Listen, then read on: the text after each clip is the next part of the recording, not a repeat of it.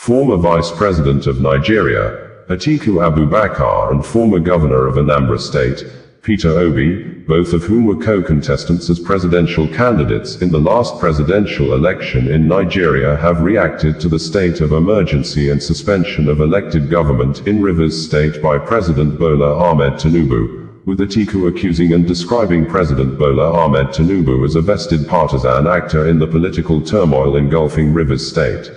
According to Atiku Abubakar, the declaration of a state of emergency in Rivers State reeks of political manipulation and outright bad faith. Anyone paying attention to the unfolding crisis knows that Bola Tinubu has been a vested partisan actor in the political turmoil engulfing Rivers.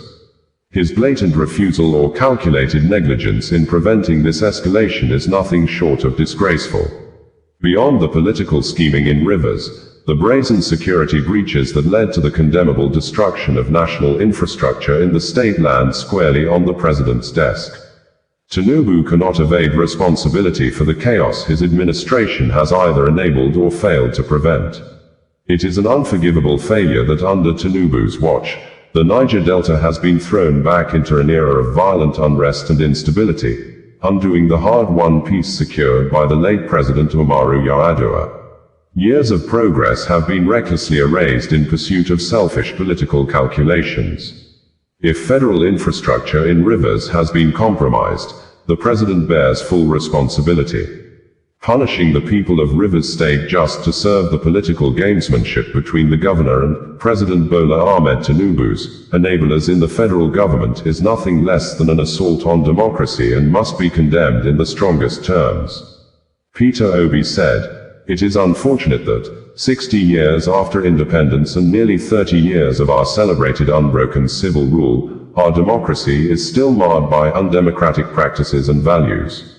A significant percentage of our elections are deeply flawed, manipulated to serve the interests of a select few rather than reflecting the true will of the people.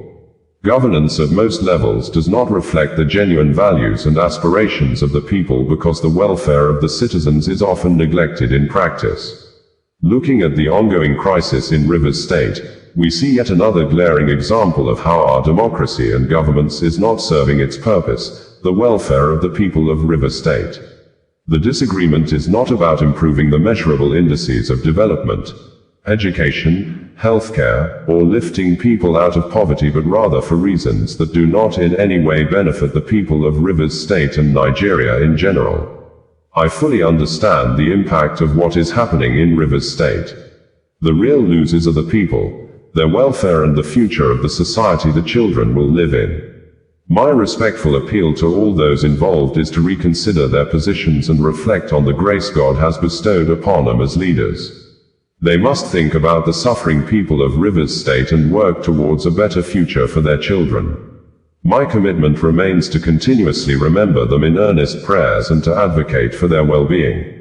I also appeal to well-meaning Nigerians and the federal government, in the spirit of true democracy and good governance, to use their offices to restore normalcy and bring an end to this crisis. We had reported that the Nigeria president, Bola Ahmed Tinubu, in a nationwide broadcast on Tuesday evening, for the first time more than a decade in the history of the West Africa country, declared a state of emergency in Rivers State and suspended for initial 6 months the governor, Wike-Fubara, and his deputy, Ngozi Odu, all elected members of the State House of Assembly, and appointed retired Vice Admiral Abokit Ibas as administrator to work with the existing laws of Rivers State with the members of the state judiciary following the apparent personal political crisis between the Rivers State governor, Wike-Fubara, and his former boss and the immediate past governor of the state, Nyesom Wike, who is currently the Minister of the Federal Capital Territory, FCT, that was seen a few days ago in a viral video apparently making callous statements as a government official, statements capable of instigating a particular ethnic group against the government, wherein the FCT minister has said thus, that Ijaw people are minority group in the South and if their son, Fubara, is impeached, nothing would happen. After the statements, Wike refused to apologize to the Ijaw people despite public outcry and condemnations, days after, as confirmed by President Bola Ahmed Tinubu, some militants started destroying crude oil pipelines in Rivers State as media reports trends and indicated that pro-Wike lawmakers may have concluded plans to impeach Governor Wike-Fubara. Osazua Connedo, bringing you the news in a more digital way.